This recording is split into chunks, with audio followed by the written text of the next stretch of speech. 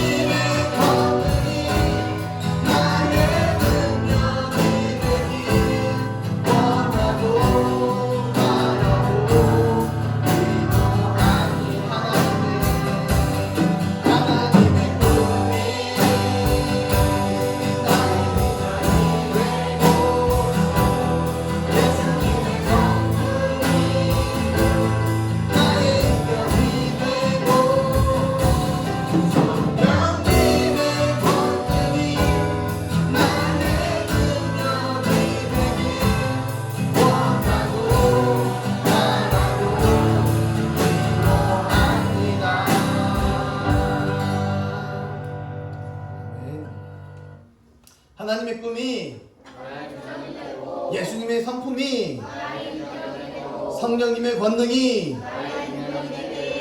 원하고 바라고 기도합니다. 아멘. 아멘. 우리 사도신경으로 신앙 고백합니다. 전능하사 천지를 만드신 하나님 아버지를 내가 믿사오며 그 외아들 우리 주 예수 그리스도를 믿사오니 이는 성령으로 잉태하사 동정녀 마리에게 나시고 본디오 빌라도에게 고난을 받으사옵소서. 십자가에 박혀 죽으시고 감사한테 살아가네 죽은 가운데서 다시 살아나시며 하늘을 오르사 전능하신 하나님 우편에 앉아 계시다가 저리로서 산자와 중자를 심판하러 오시리라. 성령을 믿사오며 거룩한 공의와 성도가 서로 교통하는 것과 죄를 사하여 주시는 것과 몸이 다시 사는 것과 영원히 사는 것을 믿사옵나이다. 아멘. 모두 일어나셔서요. 교도문 24번 시편 46편 교독합니다. 하나님은 우리의 피난처시요 힘이시니 그러므로 땅이 변하든지 산이 흔들려 바다 가운데에 빠지든지 바닷물이 솟아나고 뛰놀든지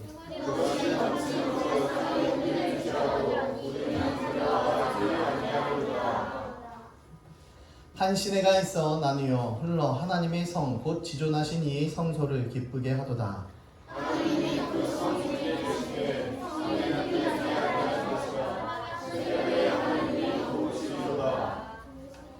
그가 땅끝까지 전쟁을 쉬게 하시며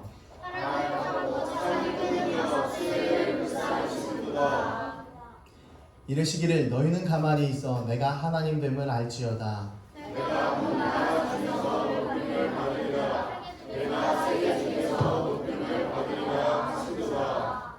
만군의 여호와께서 우리와 함께 하시니 야곱의 하나님은 우리의 피난처시로다. 아멘. 계시고요. 우다인 선교사님 대표로 기도합니다. 예수님 오늘도 예배를 드릴 수 있게 해주셔서 감사합니다. 주일 예배를 드리는데 집중해서 말씀을 들을 수 있게 해주세요. 국가 정권 무너지게 해주세요. 대한민국 대통령과 위정자들을 바르게 세워주세요. 행복한 우리 교회 성도님들 건강하고 성령 충만하게 해주세요. 예수님 이름으로 기도드렸습니다.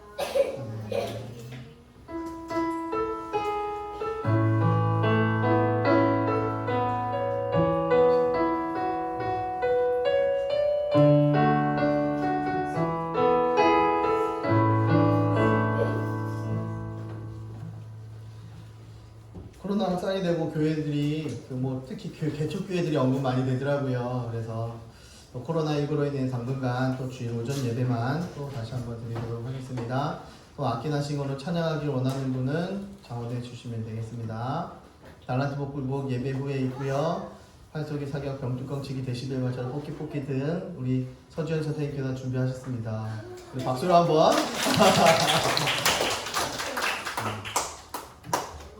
모두 다 일어나셔서요. 말씀 받습니다.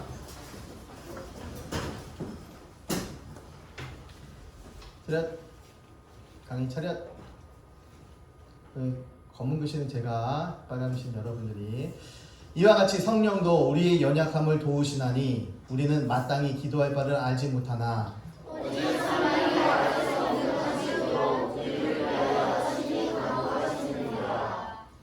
마음을 살피시는 이가 성령의 생각을 아시나니 이는 성령이 하나님의 뜻대로 성도를 위하여 간구하심이니이다.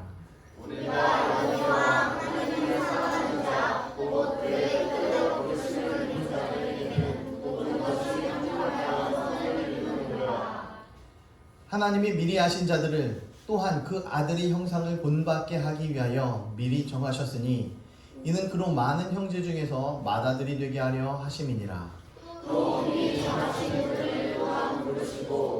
부르신 그들을 또한 의롭다 하시고 의롭다 하신 그들을 또한 영화롭게 하셨느니라. 로마서 8장 24절 30절 말씀. 아멘. 네, 아멘. 오늘은 부르심을 받은 자들이라는 제목으로 말씀 또한 받도록 하겠습니다. 부르심을 받은 자들. 여러분, 꽃이라는 그런 시가 있습니다. 김춘추라는 분이 시인이 꽃이라는 아주 유명한, 그래서 교과서에도 나오는 그러한 시인데요. 내가 그의 이름을 불러주기 전에는 그는 다만 하나의 몸짓에 지나지 않았다 라고 그렇게 보고 있는데, 내가 라고 이야기하는 것은 말하는 자신이지요. 또 그라고 이야기하는 것은 어떤 특정한 다른 것을 이야기하는데, 어떤 사람이나 물체나 이런 것들을 이야기하는데, 그런데 내가 이름을 불러주기 전에는 그 사람이 뭐였대요? 아무것도 아니었대. 존재감이 없다는 거예요. 내가 그의 이름을 불러주기 전에는 그 사람은 하나의 몸짓에 그냥 존재감이 없었다라고 이야기를 해요. 그러나 내가 그의 이름을 불러주었을 때, 내가 그 사람의 이름을, 그 물건의 이름을 딱 해서 불러줬을 때, 내가 권유주, 최강희 라고 이름을 불러줬을 때 그는 나에게로 와서 꽃이 의미 있는 그러한 것이 되었다, 의미 있는 사람이 되었다라는 거예요. 저 멀리 있었던 사람이 내가 이름을 불러주고 내가 관심을 써주고 내가 사랑을 해주니 나에게 특별한 꽃이 되었다라고 여기서는 이야기해요. 내가 그의 이름을 불러준 것처럼 나의 이 빛깔과 향기에 맞는 누가 나의 이름을 불러다오. 누가 아무도 나를 특별한 존재로 불러주지 않았대. 누가 나를 의미 있게 여겨주지 않았대요. 그러나 나는 어떤 게 있었냐면 빛깔과 향기가 있었대. 나만의 특징이 있었고, 나만의 채취가 있었고, 나만의 사랑스러운 모습이, 나만의 존재가 딱 있었는데, 나의 이름을 좀 불러줬으면 좋겠어. 나도 좀 너에게 의미가 있었으면 좋겠어. 나도 좀 불러줘. 라는 이런 이야기를 하는 거죠. 그래서 나도 그에게로 가서 나도 그의 꽃이 되고 싶다. 그의 의미가 되고 싶다. 라고 이야기하는 거예요. 나의 이름을 좀 불러주지 않을래? 나도 너의 의미 있는 사람이 되고 싶어 라는 이야기를 하는 거예요. 우리들은 모두 무엇이 되고 싶다. 나는 너에게, 너는 나에게 잊혀지지 않는 하나의 의미가 되고 싶다. 아까는 하나의 몸짓에 아무 의미 없는 그런 사람이었다면, 이제는 하나의 의미가 되고 싶대요. 너에게 의미 있는 존재가 되고 싶대요. 무엇을 통해서? 불러줌을 통해서. 너의 이름을 부름을 통해서. 여러분, 지금 이게 고등학교쯤 돼서 이렇게 이 시가 나오는 거죠. 그래서 지금 제가 이야기하는 것들이 그 시의 해석이에요. 시의 해석인데, 그렇게 아무런 의미가 없었지만 이름을 불러줌을 통해서 의미가 있게 되어지는 것. 그렇기 때문에 여러분들 주변에 있는 사람들을 통해서 이름을 불러주었을 때 그 사람이 내가 저 사람의 이름을 알아. 나는 저 사람이 나에게 어떤 의미가 그래도 있구나, 존재하고 있구나. 미워하는 존재, 사랑하는 존재, 그리워하는 존재. 어떤 존재의 의미가 저 사람의 이름을 불러줌을 통해서 있구나라는 것을 알고 생각하게 됩니다. 누군가 내 이름을 불러준다는 것에는요, 특별한 의미가 있어요. 길에 가다가 어떤 사람이 경신아! 라고 불렀어요. 근데 나 그 사람을 몰라. 근데 그 사람이 나를 알아. 그런다 모른다고 그냥 가지 않아요. 저를 어떻게 아세요? 누구신지 저는 기억을 못하겠어요. 이렇게 이야기할 적이 많이 있어요. 특히 어디 동네인데 그냥 어르신이니까 꼭 인사하면 누구시더라 그러면서 지나가요. 이 동네에서 누구시더라 라고 그러면 얘 동네 주민입니다 그러고 지나가긴 하는데 얘 누구시더라 라고 이야기를 해요. 제가 인사를 하면 그 사람은 저의 인사를 받아줘요. 그냥 무시하고 지나갈 수가 없는 거죠. 평소에 마음속으로 흠모하던 사람이 어느 날 내 이름을 불렀다면, 나는 존재감이 없을 거야. 저 사람의 생각에 나라는 존재는 없을 거야. 이렇게 생각했는데 저 사람이 나를 알고 있었어요. 저 사람이 내 이름도 알고 있었고 심지어 성도 알고 있었어. 그러면 나는 그날 굉장히 기쁩니다. 굉장히 즐거워요.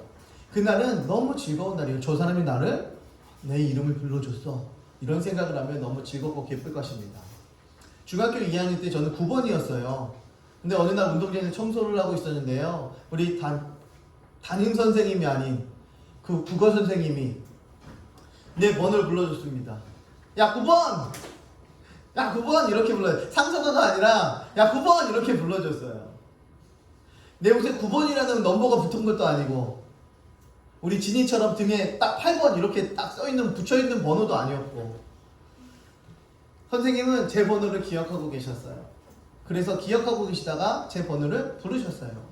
네 하고 대답했죠. 너 9번 맞지? 어떤 걸 시키려는 것이 아니라 그냥 본인이 알고 있었기 때문에 확인하려고 했대요. 그냥 확인하려고. 그때 선생님은 웃으면서 그냥 확인하려고 라고 말씀을 하셨어요. 제 번호를 부른 것이 아니라 제게 관심을 갖고 있구나 라는 것을 본인이 이렇게 표현을 하신 거죠. 그래서 지금도 아직 그 국어 선생님을 기억하고 있어요. 제게는 잊혀지지 않고 고맙고 존경스러운 분이죠. 비록 이름은 아니었지만 그 선생님이 나의 번호를 기억하고 관심으로 어떻게 했기 때문에 불러주셨기 때문에 혼자 본인만 제 9번이구나 마음속으로 갖고 계셨더라면 저는 그것에 대해서 고맙다는 생각을 지금까지도 생각을 하지 못했을 거예요. 아무런 느낌도 없었을 것입니다. 그냥 그 선생님의 존재를 저도 잊고 있었을 거예요. 하지만 이름을 불러줌을 통해서 내가 저에게는 존경스러운 선생님이 되었고 그 선생님이 계속해서 죽을 때까지 기억하고 있겠죠. 이름 한번 불러줬더니 관심 한번 써줬더니 그런 모습이 나타나더라라는 겁니다.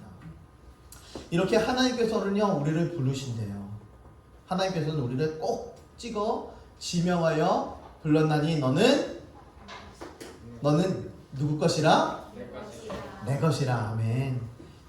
내가 너를 지명하여 불렀나니 너는 내 것이라 라고 그렇게 하나님께서는 말씀해 줍니다. 하나님께서는 우리를 부르시는데요 각각을 부르십니다. 우리 행복한 우리교회 성도야 라고 부르지 않으세요. 이름을 꼭 집어서 이야기합니다. 그나야 도아야 이렇게 꼭 집어서 우리를 불러주신다는 겁니다. 한 사람은 한 사람의 이름을 각각 불러주셔요. 자기의 양의 이름을 각각 불러 인도하여 내느니라. 누가요? 우리 예수님께서요. 자기 양을 하나씩 불러서 인도해 주신대요. 이렇게 하나님의 부르심은 개인적인 부르심입니다. 단체적인 부르심이 아니라 개인적인 부르심이다라는 거예요. 그래서 1대1 관계에 의한 부르심이다라는 것을 기억해야죠. 그런데 하나님께서 우리를 왜 부르셨을까를 알아야 돼. 불러주셨다면 왜 부르셨을까를 알아야 돼. 부르신 목적이 뭘까? 아까 선생님이 저를 불렀어요. 9번! 라고 이야기했습니다. 왜 부르셨을까요? 확인하려고. 그래, 너 9번인지 확인하려고. 그 목적이 있었어요. 그 뜻대로 부르심을 입은 자들에게는 하나님께서 말씀합니다. 그 뜻대로 부르심을 입은 자. 하나님의 뜻대로 우리를 불러줬대요. 그렇다면 우리는 하나님의 뜻대로 부르심을 입은 자들입니다. 어떤 자는 목사로, 어떤 자는 선교사로, 어떤 자는 집사로, 권사로, 장로로 각각 다른 모습으로 불러주셨습니다. 하나님께서는 개인의 이름을 불러 각각 다른 이름을 불러주셨어요. 각기 다른 사명을 우리들에게 부어주셨습니다. 그 뜻대로 하나님께서 부르실 때는요 분명한 뜻이 있어요. 그냥 대충 부르지 않더라고요. 야, 뭐 좀 해 라고 말씀하시는데 그 뭐 좀 해 그 뭐가요? 우리는 모르지만 하나님은 우리를 부르실 때에 이 자리에 부르실 때에 예배자로 부르실 때에 어떤 예배자로 부르셨는지 그 뜻과 목적이 분명히 계시다는 것입니다.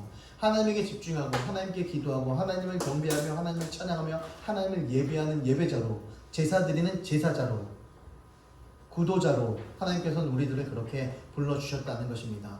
하나님의 부르심에는요 분명한 목적이 있어요. 하나님의 목적이 있다는 것이 우리를 뜻없이 부른 것이 아닙니다. 두 가지 질문을 보면 하나님의 부르심을 개인적으로 받았는지 개인적으로 받은 사람은 부르신 뜻과 목적을 잘 알고 있는지 이것을 캐치해야 됩니다.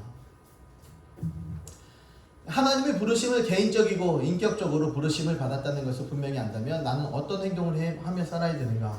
하나님께서 우리들을 예배자로 이 자리를 불러주셨는데 그렇다면 나는 어떠한 예배자로 서야 되는가? 어떠한 행동을 해야 하는가? 라는 것을 말하고 있는 거예요. 내가 모든 일의 의미를 다 깨닫지 못해도요 분명히 나에게 일어나고 있는 일은요 합력하여 선을 이루는 일입니다. 우리 모든 공동체가요, 하나님께서 부르신 각 지체들이 마다마다요, 하나의 한 덩어리가 되어서 합력하여 분명히 하나님 나라의 뜻과 하나님 나라의 목적을 이루어가는, 합력하여 선을 이루어가는 그러한 목적이 있기 때문에 나를 부르셨구나. 그것이 부르신 자의 확신이 있는 것입니다. 우리가 길을 돌아갈 것인가, 곧바로 갈 수 있는 것인가, 갈 것인가를 결정하게 돼요. 하나님 부르심에 확신이 있는 자들은요, 직진하며 달려갑니다. 그래서 빠른 길로 그 자리에 도착을 해요. 그러나 확신이 없는 자들은요, 빙 돌아가요. 특히 목회자 된 사람들이 굉장히 많이 그랬죠. 우리 아버지도 그랬습니다. 하나님께서 부르셨는데 한 20년 넘게 빙 돌다가 나중에서야 목사가 되었어요.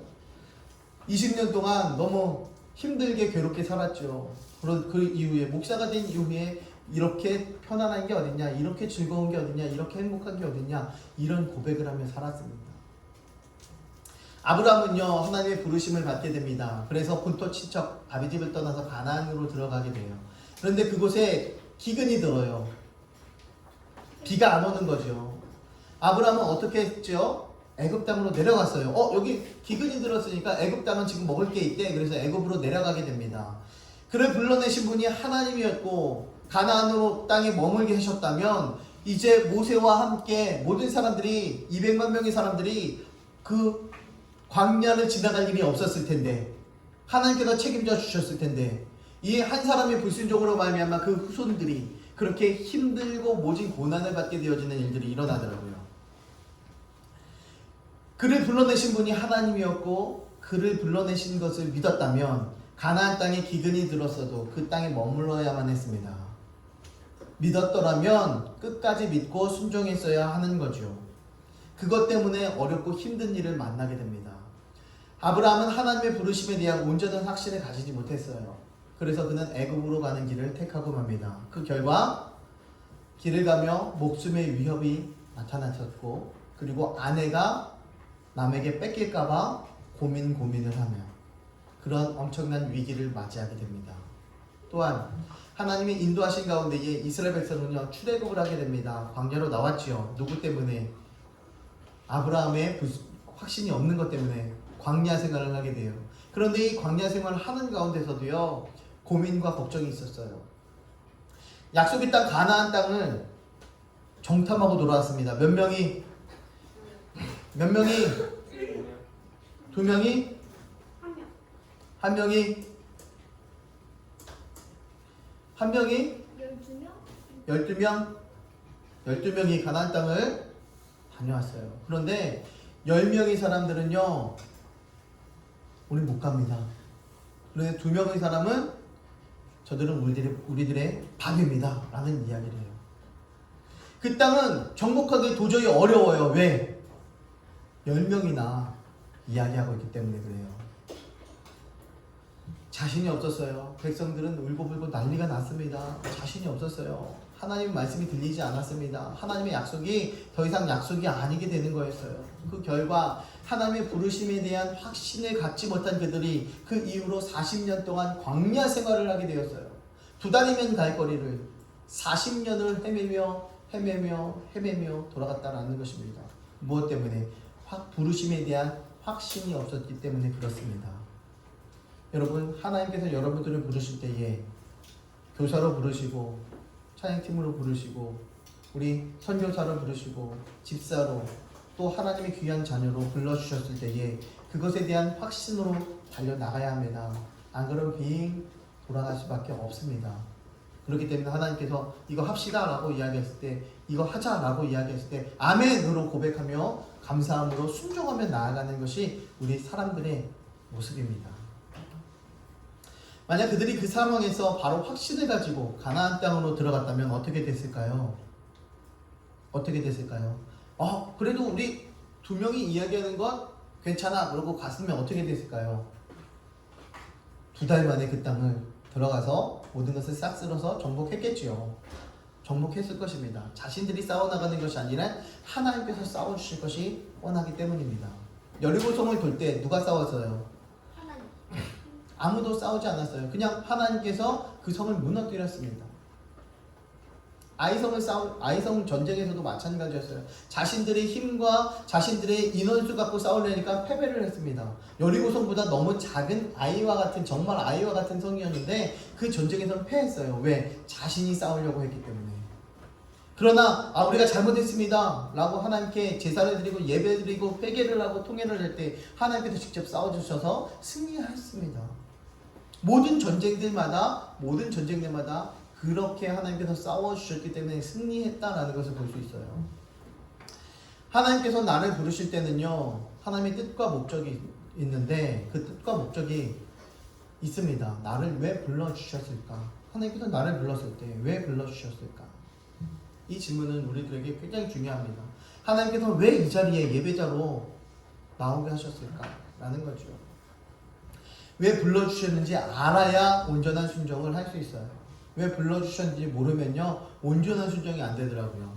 이걸 길을 가고 있다가 이거 가도 되는 건지 안 되는 건지, 해도 되는 건지 안 해도 되는 건지 자꾸만 헷갈려요. 온전한 순종이 되지 않습니다.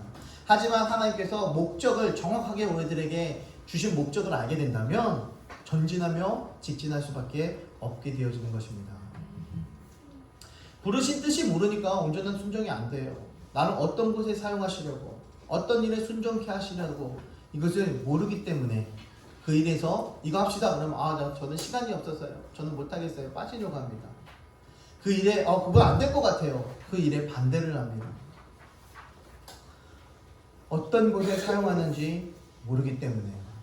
그렇기 때문에 하나님, 저를 왜 부르셨습니까? 저의 사명이 무엇입니까? 제가 갈 길이 어떤 길입니까? 이것이 명확하게 인지가 되어지고 명확하게 확신이 있어야 그 사명을 온전히 감당할 수 있게 되어지는 것입니다. 하나님께서 나를 2020년도에 교사로 부르셨거든요. 이 자리는 아무에게도 양보할 수 없어요. 나를 부르신다는 것, 이것을 확실히 아는 자의 목소리입니다.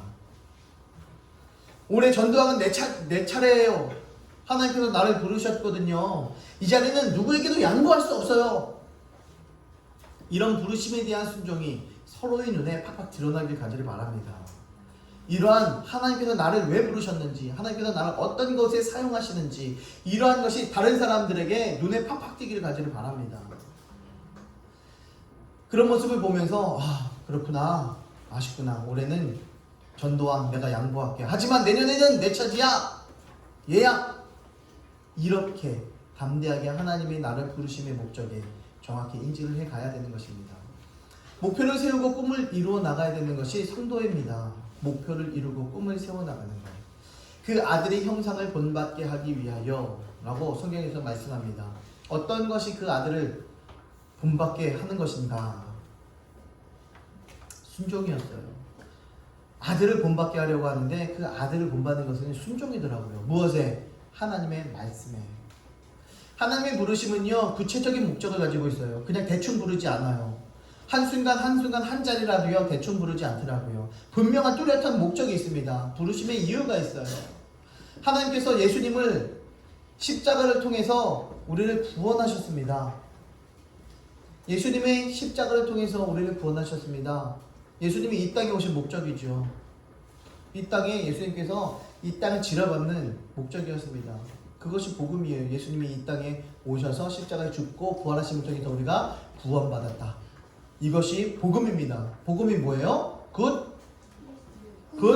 뉴스. 기쁜 소식. 아멘. 기쁜 소식. 굿 뉴스예요. 이것이 복음입니다. 누가 구원받았대? 우리가 구원받았대. 바로 내가 구원받았대요. 내가 구원받은 게 중요하지 옆에 사람 받은 게 중요합니까? 그죠? 가장 큰 복음은 뭐예요? 가장 큰 기쁨은 내가 구원받은 거예요. 우리가 구원받은 것입니다. 그것이 복음이에요. 복음을 단 한마디로 이야기한다면 구원이라고 말할 수 있어요. 미리 정하신 그들을 의롭다 하시고 영화롭게 하셨다. 누구를요? 미리 정하신 분. 미리 정해놓은, 이 땅에 천지 창조를 하시기도 이전부터 하나님께서는 꼭 집어서 오담비, 너는 내가 정해놨어. 너는 천국 백성이야. 권윤호, 너는 천국 백성이야. 넌 천국 갈 수밖에 없어. 내가 미리 너를 정했어. 정하신 자들을 의롭게 하시고 영화롭게 하시겠다라고 하나님께서는 말씀합니다. 예정론이죠. 여기서는 부르심의 구체적인 목적 두 가지가 나오는데 하나님께서 의롭다 하심, 칭의, 또 영화롭게 하심, 영화, 이렇게 두 가지 목적이 정확하게 나와 있습니다. 우리를 부르실 때에 너를 의롭게 하겠다, 너를 영화롭게 하겠다 라는 그런 목적이 하나님께 있어요. 우리를 의롭다 부르시려면 우리는 그렇다면 어떤 행동을 취해야 되나? 의롭다라고 하나님께서 우리를 부르실 텐데 그럼 우리는 어떻게 살아야 되나? 라는 겁니다. 사람은 살면서 어떤 행동을 취해요. 매 순간마다 행동을 하면서 살아갑니다. 체육 시간에는 뛰어다니며, 수학 시간에는 공부를 하고, 침대 위에서는 잠자요.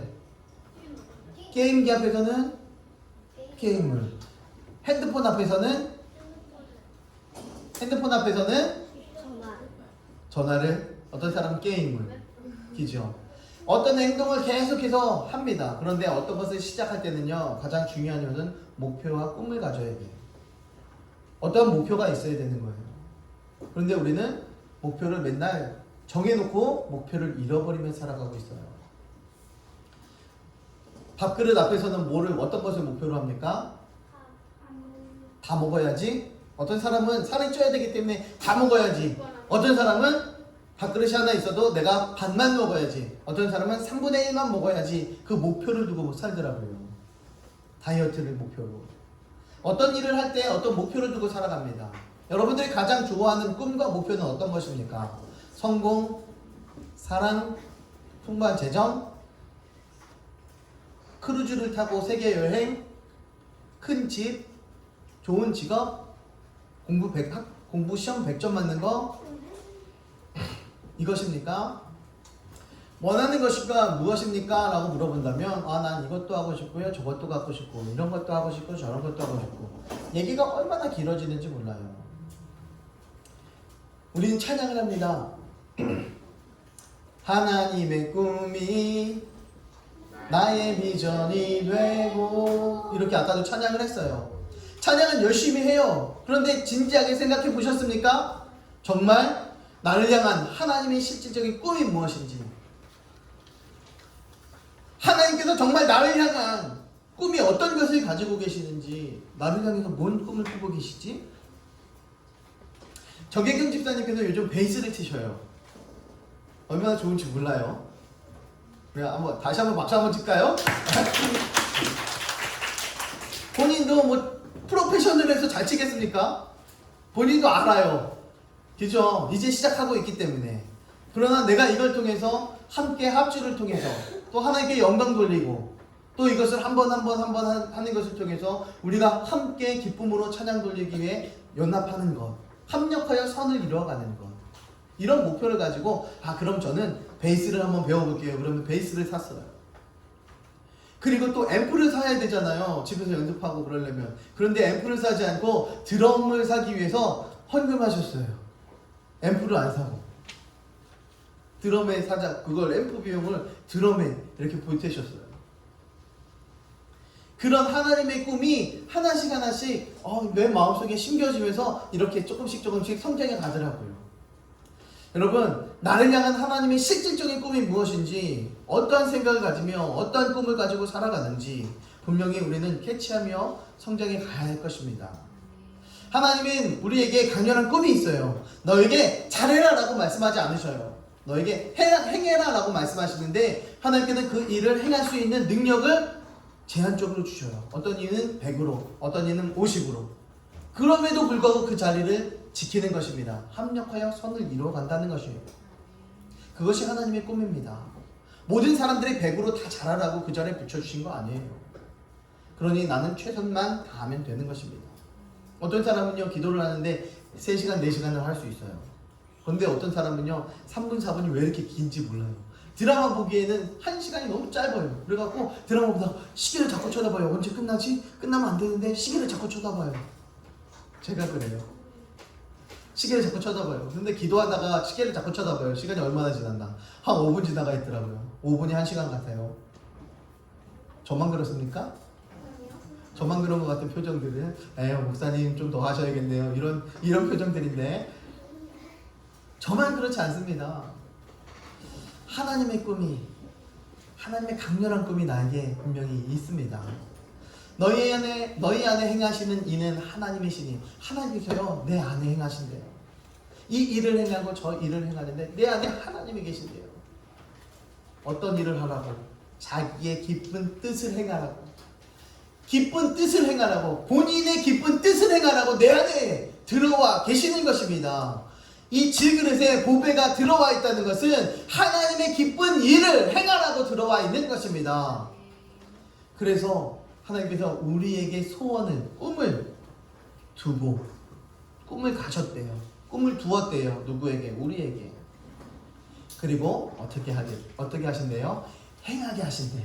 행하게 하지 않아요. 근데 우리는 행하지 않아요. 왜 행하지 않습니까? 이 안에 하나님이 안 계시기 때문에. 그래서 행하지 않는 겁니까? 지난주에 말씀드렸죠. 우리는 믿음이 크다 작다? 작다. 그래. 우리들의 믿음이 자꾸만 작아. 너무 연약해. 신뢰함이 없어. 그게 문제인 거죠. 하나님이 내 안에 계시고 하나님의 기쁜 뜻을 행하게 하시는데 우리는 말도 막해. 행동도 내 마음대로 해. 생각도 내 마음대로 생각해.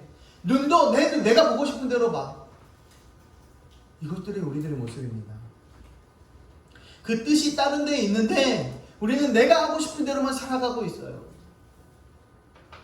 이런 모습들이 우리들에게 잘못된 거죠. 하나님의 꿈은요 무엇이냐면 먼저 다른 것 구하지 말고 나의 뜻, 나의 꿈을 먼저 구해 라고 말씀합니다. 먼저 하나님을 구하면 모든 것을 더해줄게. 네가 원하는 것보다 더해줄게. 네가 나를 향해 있어. 그럼 내가 네 생각보다 더 많은 걸 줄게 라고 말씀하십니다. 네가 상상하고 네가 계획했던 것보다 더 많은 걸 부어줄게 라고 말씀하는 거예요.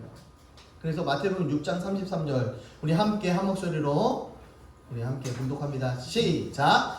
그런즉 너희는 먼저 그의 나라와 그의 의를 구하라. 그리하면 이 모든 것을 너희에게 더 하시리라. 아멘. 인생의 기준은 하나님입니다. 인생의 기준은 옆집 사람이 아니라, 인생의 기준은 경쟁자가 아니라, 인생의 기준은 남편이 아니고 와이프가 아니고 남자친구 여자친구가 아니고 자녀가 아니고 바로 하나님입니다. 그 기준은 말씀과 기도가 되어줘야 되는 것입니다. 우리들이 눈과 몸과 마음에 좋은 것을 먼저 하려고 하지 말고 무엇보다 중요하고 먼저 해야 할 것을 해야 하는 것입니다. 그 중요하고 먼저 해야 될 것은 무엇입니까? 하나님을 사랑하라는 겁니다. 하나님을 사랑하지 못하는 자, 다른 이들도 사랑할 수가 없다라고 성경에서 말씀하고 있어요. 하나님조차도 사랑하지 못하는데 다른 사람을 사랑해? 말도 안 되는 소리 하지 마 라는 이야기하는 거예요. 하나님이 주시는 물건과 부수적인 선물에는 관심이 많아요. 하나님께서 부어주시는 것은 관심이 많습니다. 그러나 정작 주시는 하나님, 주시는 예수님은 관심이 없어요. 선물에만 관심이 있어요. 우리는 잿밥에만 관심이 있다고 이야기하는 거죠. 쓸데없는 거에 관심이 많다라는 것입니다. 정말 중요한 예수님을 사랑하고 하나님을 사랑하고 하나님을 본받고 따라가기를 결단하고 달려가기만 한다면 나머지는 부수적으로 따라오게끔 되어져 있다라는 거예요. 항상 성공한 사람들이 그렇더라고요. 돈을 쫓아가지 않았어요. 그 일이 좋았고 남들에게 내가 벌어서 남주자라는 생각 가지고 헌신하고 충성했더니 이 나머지 것들은 저절로 따라왔습니다 라는 이구동성으로 인터뷰를 합니다. 그런데 우리는 어떻습니까? 대부분 다 돈을 쫓아가요. 돈을 계산하죠. 그러니 우리가 잘 안 돼요. 힘이 들어요. 즐겁고 기쁘고 행복한 일 직진하고 전진하고 달려가기만 한다면 나머지 것들은 생기더라고요. 이것이 하나님의 원칙입니다. 하나님을 바라보면서 하나님께 집중하고 달려가기만 한다면 내가 너가 생각했던 것보다 더 많이 부어줄게. 이것이 하나님의 약속입니다. 하나님께서 부어주시는데요. 지구만한 것만 부어주시겠습니까? 전 우주만한 것도 부어주실 수 있고요. 그것보다 더 좋은 천국으로 우리를 인도해 주십니다. 그것이 하나님의 사랑이고 하나님의 부어주심입니다. 하나님을 사랑하는 구체적인 방법이 무엇이 있을까 보니까 주일은 성수하는 것입니다. 성수라는 단어의 명사적인 이 단어의 뜻을 보면요, 국어사전적으로 보면 어떤 일을 끝까지 다 해냄입니다. 주일 성수합시다 라고 이야기하는 거죠. 주일 성수, 매 주일마다 끝까지 예배를 드리는 것입니다. 매 주일마다 빠지지 않고 예배를 드린다는 것, 주일 성수입니다. 이것을 목숨처럼 지켜야 합니다. 하나님이 여러분들을 기다리고 계십니다. 이 자리에서, 현장에서, 예배자의 자리로. 하나님의 사랑의 편지인 성경을 규칙적으로 읽는 것입니다. 하나님을 사랑하는 자, 성경을 규칙적으로 읽는다. 안 되면요, 바이블 타임을 따라 계속해서 읽으면 되는 거죠. 성경 듣고 읽고 묵상하고 말씀에 순종하며 사는 것, 이것이 하나님을 사랑하는 표입니다. 교제하는 것입니다. 하나님을 사랑하는 자 교제하게끔 되어져 있습니다. 성도의 교제, 이웃 간의 교제, 당과 팔을 나누지 말고 서로 섬기며 사랑하며 이해해주는, 서로를 아껴주며 서로를 섬겨줄 수 있는, 배워서 남줄 수 있는 이런 교제가 있는 것입니다. 하나님을 사랑하는 자, 하나님을 사랑하는 자 11조 생활하는 것입니다. 하나님은 나의 전부입니다. 하나님 나의 모든 것입니다 라는 고백입니다. 하나님 것입니다. 내 모든 것은 다 하나님 것입니다 라는 고백이, 이 믿음의 고백이 바로 11조에서부터 흘러나오게 되는 거죠. 완전한 신앙 고백입니다. 성도는 교회 다닌다고 해서 붙여지는 이름이 아닙니다. 성도는 하나님께서 부르셨기 때문에 성도가 된 것입니다. 하나님께서 내가 너를 지명하여 불렀으니 너는 성도가 된 거야 라는 거죠. 그 하나님을 향한 신앙 고백 중 하나가 바로 이 11조입니다. 하나님을 사랑한다 라는 것은 현장 전도입니다. 내가 지금 있는 자리가 교회이든지 가정이든지 직장이든지 학교이든지 놀이터이든지 어느 자리에 있든지 현장 전도입니다. 전도하면 하나님 문이 열리고 별처럼 빛나는 축복을 받게 됩니다. 전도만큼 하나님의 상급이 큰 것이 없다라는 것입니다. 소극적으로 전도해놓고 전도했네 하면 안 되는 거죠. 하나님이 이미 어떤 마음을 가지고 전도했는지 이미 다 알고 계셔요. 어떠한 모습으로 어떠한 태도로 전도했는지 이미 다 알고 계시는 것이 바로 하나님이십니다. 찔러보다가 되면 되고 안 되면 안 되고 이러한 것이 아니라 끝까지 포기하지 않고 열심히 복음 증거하며 선포하는 것, 이것이 하나님께서 우리들을 부르신 목적이고 우리는 하나님을 사랑한다라는 표시입니다. 이런 마음을 하나님께서 정확하게 아신다는 거예요. 하나님 문이 열리지 않는 이유가 있어요. 그죠? 또한 하나님을 사랑한다는 것, 사역을 통한 섬김입니다. 사역을 통한 섬김. 은혜 받은 사람들의 특징은요, 겸손해요. 막 살지 않아요. 시간 핑계대지 않습니다. 직장 자녀 핑계대지 않고요, 온전히 사역의 자리에서 최선 다해 순종하며 헌신하는 그런 모습이 나타납니다. 교사 좀 하랬더니 몸이 안 좋아서요, 내가 아이들을 잘 돌보지 못해요, 저 아이들 별로 안 좋아해요, 능력이 없어서요, 성경에 대한 지식이 없고요, 시간이 없어요, 시간이 맞지 않아요, 그런 건 젊은 사람들이 해야죠. 이렇게 계속해서 핑계를 대죠. 찬양팀 좀 하랬더니 노래를 못해요, 시간이 없어요, 악기를 못해요, 다른 사역하려고 생각 중이에요. 계속해서 핑계를 댑니다. 식당에서 봉사 좀 하랬더니 허리가 아파서 손에 물을 오랫동안 담그면 안 되는 체질이라서요, 봉사 시간이 안 맞아서요, 오래 서 있지를 못해요, 내가 저 사람하고는 손발이 안 맞아요, 나는 그래서 못하겠어요 라는 이야기를 굉장히 많이 들었어요. 뭐가 그렇게 안 좋고 없고 못하는지 몰라요. 이런 게 교회의 현 주소라면 큰일 아닙니까? 그래서 요즘은 식당에서도요, 교회들이 다 사람을 사서 하려고 지금 다 페이를 주고 사람을 고용해서 식당을 운영을 해요. 그런 교회들이 굉장히 많이 있어요. 그래서 저희가 앞전에 있었던 교회도 제가 그걸 가지고 회의를 하고 있더라고요. 그러다가 결국은 야, 그러지 말자. 그럼 차라리 우리 우리라도 좀 하자. 장로님들이 그렇게 결의를 했어요. 일주일에 한 달에 한 번씩 장로님들 우리도 설거지 할게 그러면서 참여를 하시더라고요. 결국은 어떤 것이 은혜가 되는가를 알았죠. 그렇게 이야기가 나왔다는 사실은 누군가가 정말 극도로 싫어했다는 사실이 있었기 때문에 그러한 일들이 일어나는 거죠. 그렇다면 그분들 빼자, 그럼 우리가 하자 라는 이야기를 하는 거예요. 그것이 하나님의 기쁨의 길이고 하나님께서 원하시는 길이었다라는 것을 분명히 알 수 있습니다. 일은 다른 사람이 하고 은혜는 내가 받고, 기도는 다른 사람이 하고 축복은 내가 쟁취하려는 그런 욕심 여러분 버리십시오. 여러분 그런 욕심 버려야 됩니다. 목사님 목사님 열심히 기도 좀 해주세요. 그럼 본인 기도 안 해. 본인 하고 싶은 것만 해. 그러면서 축복 받으려고만 해. 야, 여러분 반칙입니다. 삑 반칙입니다. 같이 해야죠. 같이 해야죠. 저는 더 많이 할게요. 조금 더 할게요, 여러분들보다. 그러나 여러분들도 같이 해줘야죠. 같이 해주셔야 되지 않겠습니까? 기도는 제가 하고 축복은 여러분들이 받는다. 그랬으면 좋겠어요, 저도. 그랬으면 하죠. 그런데 하나님께서는 누구를 부르신대요? 개인을 각각 부르신대요. 개인을 부르시면서 하나님께서는 자신의 사명을 깨닫게 해주신대요. 그렇기 때문에 여러분 함께 기도하는 것이, 합력하여 선을 이뤄나가는 것이 얼마나 중요한지 몰라요. 이렇게 고백하는 것입니다. 예, 부족하다고 느끼지만 한번 해보겠습니다. 하다가 정 안 되면 주님께 맡기면 되죠. 하나님이 하시면 가능하잖아요. 이런 모습, 하나님께서 이런 모습을 보면서 그래, 의롭다. 그래서 내가 너의 영화의 자리를 예비해 놓았다. 이런 모습을 가진다면 이런 말을 들을 수 있는 자격이 있지 않을까요? 우리는 어떤 자격이 있습니까? 하나님을 사랑한다면요, 여러분 움직여야 돼요. 지난주에 책을 한번 이야기했었죠. 믿음은 책에, 믿음은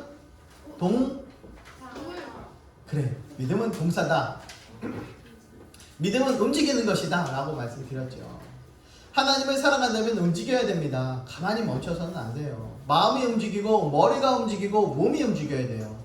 모든 것들이 다 움직여야 되는 것입니다. 하나라도 멈춰 있으면 안 돼요. 이 장기 중에 하나라도 멈춰져 있으면 여러분 곧 죽습니다.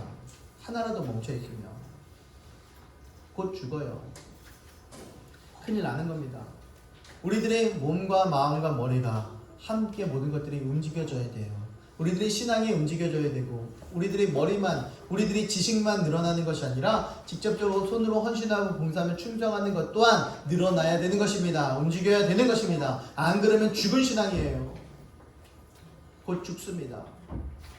정기 예배에 빠지지 않고 예배 시간에 들은 말씀을 가슴에 새기고 되새김질해서 그 말씀을 붙잡고 기도하고 행동하는 성도가 되어야 되는 것입니다. 그런 성도가 하나님을 사랑하는 것입니다. 금식과 기도 생활하는 것 어렵죠. 밥 한 끼 굶으라니 머리가 어지러워지고 빈혈이 찾아오고 막 혼미해집니다. 골방기도, 개인기도, 도구기도 이런 것을 통해서 영적 세계를 다스리게 되어져 있어요. 하나님께 집중적으로 달려나감을 통해서 내 삶을 정리할 수가 있어요. 영적 세계가 눈에 보이지 않죠. 그러나 존재합니다. 하나님께서 우리들의 눈에 보이지 않는 그러한 세계를 분명히 주셨어요. 눈에 보이는 세계뿐만 아니라 보이지 않는 영원한 것을 바라보면서 움직일 수 있는 하나님의 귀한 성도들 되길 주님의 이름으로 축원합니다. 우리가 기도를 통해서 우리들의 영안이 깨어지고 열려지고 그래서 집중해서 그 좋은 선택하며 좋은 방향 달려나갈 수 있길 간절히 바랍니다. 토마스 멘토는요 이렇게 이야기합니다. 불은 물을 끼얹거나 연료를 대주지 않으면 꺼져버린다. 마찬가지로 성령도 불 위에 물을 끼얹는 것과 같이 주위에 묻혀 살거나 난로에 연료를 넣지 않는 것처럼 은혜와 은사를 계속 개발하지 않으면 소멸된다 라고 이야기해요. 은혜와 은사를 계속 개발하지 않으면 소멸된대요. 그렇기 때문에 옛날에 받았던 은혜를 가지고 나 옛날에 진짜 뜨거웠는데, 나 옛날에 진짜 몇 시간 기도했는데, 나 옛날에 진짜 어떻게 했는데, 옛날 얘기하지 말래요. 옛날 얘기하지 말라는 겁니다. 지금이 어떻느냐라는 것을 이야기하는 것입니다. 지금 현 상황의 주소는 어떠냐라는 것을 이야기합니다. 지금 은혜와 은사를 계속 개발하지 않으면 여러분 죽어가고 소멸되어질 뿐입니다. 여러 가지 더 있겠지만 우선 몇 가지만 생각해 봤습니다. 이제 우리의 목표는요, 말씀과 기도의 균형이 이루어져야 돼. 말씀과 기도에. 너무 영적으로 충만해야지 영적으로만 가서도 안 되고, 말씀만 봐서 머리만 커져서도 안 된다라는 것을 보게 됩니다. 예배에 목숨 걸고 세상의 빛이 되어야 됩니다. 예배를 통해서 우리가 훈련이 되어지고 우리가 영적으로 바르게 서게 되고, 어떤 사람 하나님께서 나를 어떻게 불러주셨구나 라는 것을 제대로 깨닫고 세상에 나가서 어떻게 삶을 살아야 되겠구나 라는 것을 배우고 그것을 통해서 빛이 되어야 되는 것입니다. 훈련된 제자로서 세상을 변화시켜 나가야 되는 것입니다. 훈련된 제자로서 세상을 변화시켜 나가야 되는 것. 어렸을 때요, 성격이 안 좋았어요. 어떤 여자아이인데 성격이 너무 안 좋았어. 그래갖고 사람들을 너무 괴롭게 하고 힘들게 하고 옆에 다가서면 하이키고 물어뜯고 괴롭히는 그런 사람이 있었습니다. 그래서 정신과 치료를 받았어요. 그런데도 안 돼요. 고쳐지지가 않았어요. 그런데 한 주일학교 교사 선생님이요, 그 아이를 만나서 제가 한번 만나볼게요. 제가 한번 이야기해 볼게요. 그러면서 매주 이렇게 만나기 시작했습니다. 만나서 뭐 했겠어요? 주일학교 선생님이 하나님의 말씀을 전했습니다. 성경을 가르쳐 줬어요. 처음에는 듣지도 않았어요. 생각지도 않았습니다. 그런데 하루 한 번, 두 번, 세 번, 네 번, 100번, 200번 이렇게 만나서 이야기하다 그 아이가 변화가 되었습니다. 예수님을 믿기 시작했어요. 그래서 그 아이는 똑같이 포기하지 않고 아이를 가르쳤습니다. 그 아이를 가르친 그 아이는 바로 헬렌 켈러였어요. 그 어렸을 때 성격 안 좋고 힘들게 괴롭혔던 사람이 바로 설리반 선생님이었습니다. 복음이 사람을 변하게 합니다. 복음이 빛을 비추게 합니다. 여러분들 얼만큼 복음이 심겨져서 얼만큼 말씀이 이 마음속에 심겨지고 그 말씀대로 얼만큼 살아내는가 우리 한번 삶을 뒤돌아봐야 할 것입니다. 훈련된 제자로서 세상을 변화시키는 것, 다른 사람을 전도해서 제자 삼는 것, 그것이 우리들이 성도가 가야 될 길이다라는 거예요. 이거 하라고 이런 이유로 하나님께서 우리를 부르신 것입니다. 이런 거 하라고, 너는 세상의 빛이야, 제자 삼아, 이거 하라고 우리를 부르셨어요. 그렇다면 하나님이 우리를 부르셨는데 우리를 부른 증거가 뭐가 있겠습니까? 증거가 있습니까? 눈에 보이는 증거가, 확실한 증거가 있습니까? 땅에 있는 것을 좋아하는 사람은요, 육신에 속한 사람입니다. 그러나 위에 있는 것을 좋아하는 사람은 성령에 속한 사람입니다. 그러면 부르심을 받았다는 것은 무엇을 의미합니까? 위의 것을 좋아하는 거겠죠. 육신에 속한 사람에게 성령이 사람으로 변화되도록 부르심을 받은 것입니다.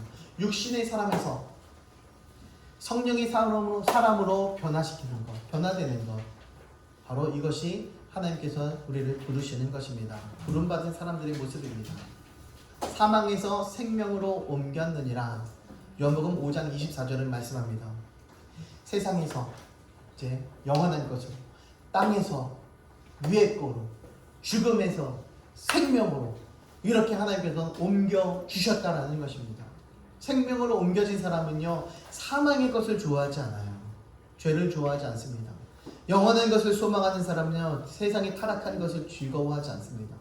사망 가운데 있는 사람 역시 생명에 속한 일을 즐거워하지 않아요. 찔림을 받습니다. 그래서 거부를 합니다. 멀리 몰아내게끔 되어져 있어요. 사망 가운데 있는 사람들 역시 생명에 있는 것을 좋아하지 않아요. 하나님이 부르심을 받았다는 것은 바로 여기에 있어요. 땅의 것을 사랑하던 사람이 위의 것을 사모하기 시작하는 거예요. 이제까지는 세상 속에서 세상 사람들과 점심시간에 만나서 놀고 즐기고 저녁시간에 만나서 술 먹고 놀고 파티하고 이런 것을 좋아했던 사람들이 이제는 저녁시간에 주 앞에 달려나와 기도하고 저녁시간에 주 앞에 달려나와 말씀 묵상하고 저녁시간에 이제 복음을 증거하고 아이들과 함께 어디를 놀러갈까 전전긍긍했다면 이제는 아이들에게 어떤 복음을 전해줄까, 어떤 믿음을 심어줄까 전전긍긍하는 그런 모습들이 우리들 삶 속에 있다면 바로 그것이 증거입니다. 예전엔 그렇지 않은데 지금은 믿음으로 살기 위해서 노력을 하고 있다. 바로 그것이 하나님 나를 부르신 증거다라는 거예요. 하나님께서 그것 하라고 우리들을 불러주신 것입니다. 전에는 관심이 1도 없었습니다. 그러나 관심이 없는 이유는 신령한 것을 전혀 모르기 때문이에요. 영원한 것을 모르기 때문입니다. 영원한 세계를, 영적인 세계를 모르기 때문에 그렇게 이야기하는 거죠. 그러나 이제 신령한 것을 사모한다면 이것이 부르심을 받았다는 증거입니다. 옛날에는 성경책은 뭐 하는 겁니까? 자, 집중해서 봅니다. 다른 거 하지 말고. 옛날에는 성경책을 갖고 있어도 뭐가 있습니까? 비고 자는 비계에 불과했어요. 성경책은 비계에 불과했습니다. 성경은 들고 다니는 장식품에 불과했습니다. 주일만 들고 다니면. 그러나 이제는 성경을 펼쳐서 읽기를 시작합니다. 그 안에 있는 뜻이 어려웠어요. 힘이 들어요. 괴롭습니다. 내가 이렇게 살지 못하니까. 며칠 전에 나 혼자 산다라는 프로그램을 봤어요. 나 혼자 그 노래하는 사람 그 내가 미쳤어 그 노래하는 사람 뭐죠? 아 그래 손담비가 나왔어요. 손담비가 나와서 매일마다 성경책을 읽더라고요. 매일마다 성경책을 읽는 장면이 나오는 침대에서 이렇게 앉아서 성경을 말씀을 읽어요. 그런데 팀이 있대요. 뭐 정여원이나 어떤 사람들이 11명의 사람들이 카톡에서 그거 올린대요. 그래서 사람들이 맨날 나 이만큼 읽어 오늘 읽었다 오늘 읽었다 오늘 읽었다 그런데 계속 올리고 있대요. 3개월에 1독하는 걸로 3개월에 1독하는 그 연예인들이 그 바쁜 사람들이 맨날 노나 맨날 그 사람들이 3개월에 1독할 정도로 믿음을 가지고 있어요. 아멘 그래가면서 얘기를 하더라고요. 그렇게 요즘 최근에 그렇게 2년 동안 본인이 술을 안 먹기 시작했대요. 근데 얼마 전에 먹었다 하더라고. 그렇게 이야기를 하더라고. 근데 말씀이 들어가기 시작하니까 삶이 변해요. 삶이 정돈이 되어집니다. 저녁에 어디 나가지 않고 10시 되면 무조건 침대에 들어가서 자는 거예요. 어디 다른 짓을 안 하게 됩니다. 삶이 정돈되어집니다. 무엇이 들어가니까? 말씀이 들어가니까. 이제 그들이 합력해서 서로 공동체가 합력해서 말씀을 묵상하기 시작했고 그들이 하나씩 이루어가니까 그들의 삶이 정돈되어지고 변화가 되기 시작하더라고요. 신령한 것을 사모하니 그 삶이 변화되기 시작합니다. 우리가 너에게 신령한 것을 뿌렸은즉 신령한 것을 뿌렸대요. 신령한 것을 주었대요. 우리가 신령한 것을 받은 사람들입니다. 주께서도 복음 전하는 자들이 복음으로 말미암아 살리라 명하셨느니라. 복음 전하는 자들은 복음으로 산대요. 다른 거로 살지 않는데요. 그러나 사도 바울은요 이것을 하나도 쓰지 않는데요. 내가 자랑하는 것, 내가 복음으로 살고 있잖아. 내가 영적인 것을 계속 뿌리고 있잖아. 예수님께 받은 자로서 받은 제자로서 너희들에게 계속 뿌리고 있어. 제자 삼는 일을 계속하고 있는 거예요. 그러나 나는 그것을 자랑하지 않아. 내 자랑하는 것을 헛된 대로 돌리지 않아 라고 이야기하는 것입니다. 내가 복음을 전할지라도 자랑할 것이 없어. 이거는 내가 할 일이야 라는 거예요. 복음 전하는 것은요 자랑할 것이 아니라 내가 할 일이에요. 복음을 전하지 아니하면 내가 어떻게 된대? 화가 있는데요. 여러분 잘 들어보세요. 내가 복음 전하지 않는다면요 화가 있대요. 복음 전해야 됩니다. 복음 전하는 자는 사명자는 복음 전해야 합니다. 내가 자의로 이것을 행하면 내가 스스로 이것을 행하면 상을 받는데 무엇을 행하면 복음 전하는 것.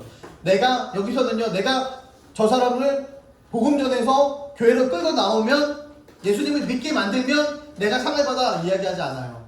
복음을 전하면 복음 저 사람이 예수님을 믿냐 안 믿냐 이거는 내 관할이 아닙니다. 저 사람이 믿음이 생기게 하느냐 안 하느냐는 내 관할이 아니에요. 하나님께서 성령님께서 마음 감동 주시고 믿음 주셔야 그것이 가능합니다. 근데 오직 내가 할 일은 무엇입니까? 복음 전하는 것. 예수님이 십자가에 죽고 부활하셨다. 그리고 너의 주인이다. 우리를 이끄실 분이다. 우리를 구원하실 분이다. 그분이 내 안에 들어갈 것이다. 이것 이야기하는 것. 이런 간단한 걸 이야기하는 것.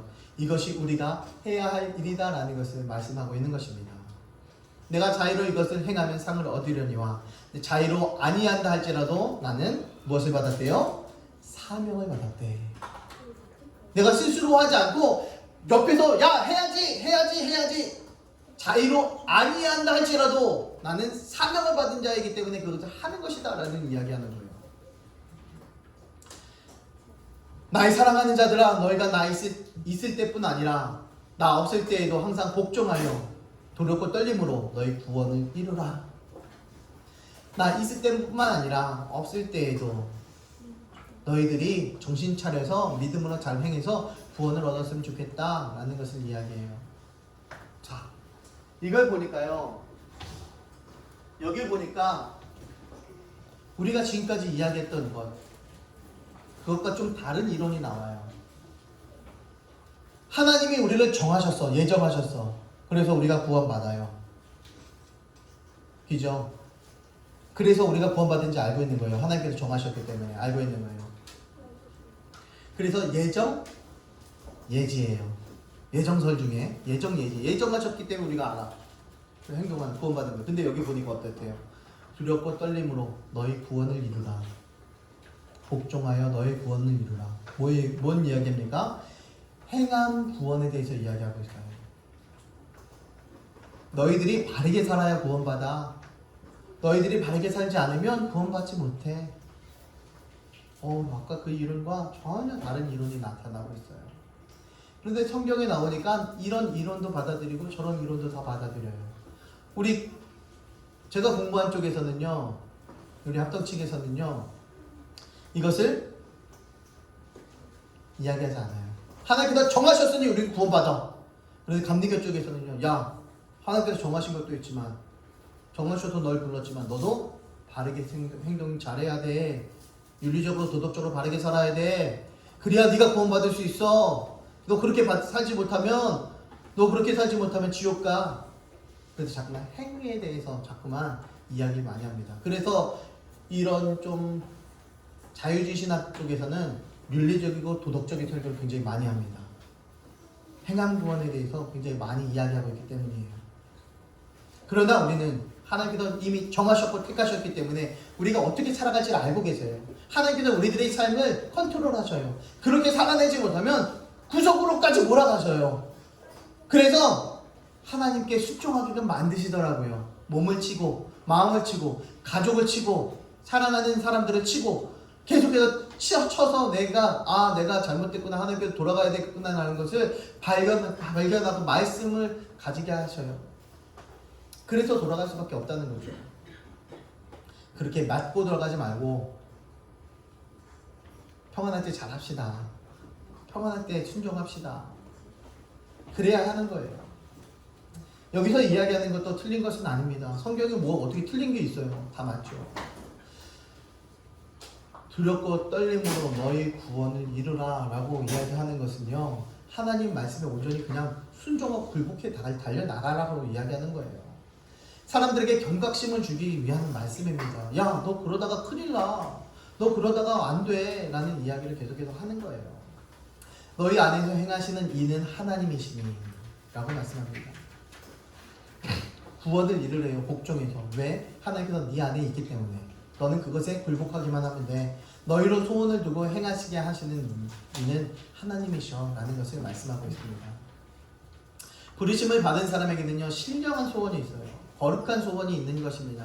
하나님께서 원하시는 하나님의 뜻에 합당한 소원이 있다는 거예요. 그렇기 때문에 그러한 사람들이요, 내 유익을 위해서 기도하는 것이 아니라 하나님 마음에 합당한 기도를 먼저 하는 것입니다. 하나님, 이거 원하시죠? 하나님의 뜻대로 이루게 해주세요. 예수님도 하나님에게 하나님 아버지, 이 잔을 저에게 할 수 있다면 넘어가게 해주세요. 이 고통을 넘어가게 해주세요. 내가 십자가에서 죽는 이 사건, 내가 채찍에 맞는 사건, 내 육신의 고통 사건 할 수만 있으면 넘어가게 해주세요. 하지만 하나님, 주의 뜻이라면 제가 그것에 하나님의 뜻이라면 순종하겠습니다. 이런 고백을 해요. 괴롭고 힘들지만 하나님 말씀에 순종하고 굴복하겠다는 이 말씀, 우리도 이와 마찬가지로 순종하며 굴복해 나가야 되는 것입니다. 그것이 신령한 소원이 나타나는 사람들입니다. 육신에 속한 사람이 전혀 알지 못하는, 상상할 수도 없고 어떻게 그런 생각을 하지? 어떻게 그런 판단을 하지? 육신에 속한 사람이 전혀 알지도 못하는, 찾지도 않는 소원이 이 신령한 사람들에게는 있는 것입니다. 배워서 내가 쟁취해서 높은 자리로 올라가고 내가 많은 돈을 벌고 하는 것이 아니라 내가 배워서 남 주는, 내가 가져서 남들에게 베풀 줄 아는, 남들을 섬길 줄 아는, 남들이 상상할 수 없는 선택을 하는 것이 바로 신령한 자의 선택이다라는 것입니다. 우리는 그러한 소원을 가지고 있는 사람들이에요. 잘 먹고 잘 입고 좋은 집에 살고 건강하게 살고 싶은 소원이 아닙니다. 물론 이런 것은 세상 누구나 바라는 것입니다. 부르심을 받았다고 해서 이런 소원이 없다라는 것은 아닙니다. 이런 것을 반드시, 하지만 1순위로 여기면 안 된다라는 거예요. 1순위는 무엇입니까? 그의 나라와 그의 의를 구하는 것입니다. 하나님의 나라와 하나님의 의를, 하나님의 뜻을 먼저 구하는 것이 우선순위다라는 것을 이야기합니다. 세상 사람들이 알지 못하는 소원은 우리들에게 분명히 존재하고 있습니다. 그들에게는 신령한 소원이 있습니다. 믿는 자들에게는 신령한 소원이 있는 거죠. 그 소원은 육신의 어떤 소원보다 강합니다. 우리가 하나님께로부터 분명히 부르심을 받았다고 생각이 되어진다면 이제 무엇을 사모해야 되고, 이제 하나님께 무엇을 구해야 되고, 이제 무엇을 기도하고, 무엇을 하나님 말씀 안에서 순종해야 하는지 이제는 정확히 알 것입니다. 하나님께는 이것이 너무나 소중합니다. 너무나 소중하기 때문에 예수님을 이 땅에 보내주셨어요. 이 뜻과 목적을 이루셨습니다. 너무나 소중하기 때문에 이 땅에 성령님을 보내셨습니다. 지금 우리 삶 속에 들어와서, 우리 마음 속에 들어와서 우리들을 그렇게 행하게 하십니다. 이 뜻과 목적을 하나님께는 이루어 가고 계신다라는 것입니다. 누구를 통해서? 바로 여러분을 통해서. 하나님의 부르심을 받아들이고 하나님의 부르심의 목적에 따라 살기를 작정한다면 가장 먼저 내 눈의 초점을 바꿔야 됩니다. 세상을 바라보았던 눈의 초점이 이제 영원한 세계의 초점으로, 세상에서 하나님으로, 그리고 내 삶의 방향을 내 꿈과 목적과 목표로부터 돌이켜서, 이제는 내가 살고 싶은 대로 살았던 그 삶을 돌이켜서 이제 하나님의 목적을 따라 살기를 결단하는 것입니다. 각오하는 것입니다. 하나님은 우리가 꼭 필요하기 때문에 부르셨어요. 꼭 필요하기 때문에, 꼭 필요한 일을 시키기 위해서 우리를 부르셨습니다. 그 부르시는 뜻을 모르니까 온전히 순종하지 못하는 것입니다. 하나님이 나를 어떤 곳에 사용하시려고, 어떤 일에 순종케 하시려고 부르는지 모르기 때문에 하나님께 집중하는 것입니다. 모르기 때문에 성경 말씀 읽는 거고요. 모르기 때문에 하나님 가르쳐 주세요 기도하는 거고요. 모르기 때문에 우리가 하나님께 집중해 달려나가는 것입니다. 말씀에 예민하게 반응해야 됩니다. 안 한다, 못한다, 안 된다, 이것이 아닙니다. 빠지려고 반대해 나가고 있는 자신의 옛 모습 이제는 털어버리고 부르심의 목적에 충실하게 순종합시다. 하나님께서 우리들을 부르심의 목적에 순종합시다. 그리고 부르심의 축복의 택함을 받은 행복한 우리 교회 성도님들 되길 주님의 이름으로 축원합니다. 기도합니다. 사랑의 하나님 감사합니다. 주께서 부르심의 축복에 참여하는 믿음의 아들 딸들 되게 하여 주시옵소서. 이제 주께서 나를 부르시는 목적을 제대로 깨닫게 하여 주시옵소서. 하나님, 나를 원하시는 것이 무엇인지 제대로 순종하며 굴복해 나가게 하여 주시옵소서. 부르심에 아멘으로 화답하며 달려나가는, 기쁨으로 만세 부르는 믿음의 아들 딸들 행복한 우리 교회 되게 하여 주시옵소서. 모든 말씀 살아계신 예수님 이름으로 감사드리며 기도드립니다. 아멘. 준비하신 예물 드립니다.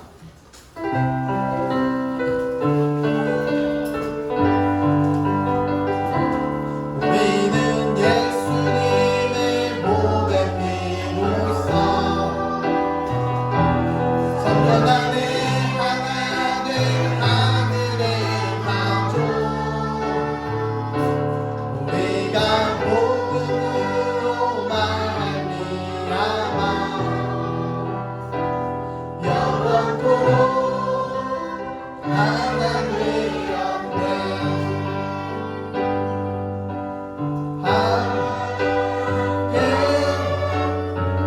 우상사회 함께 지체가 되고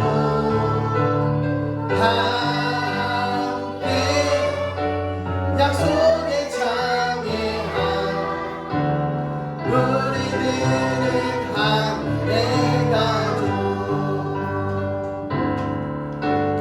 함께 아픔과 기쁨을 함께 복음을 위하여 함께 생명을 나누는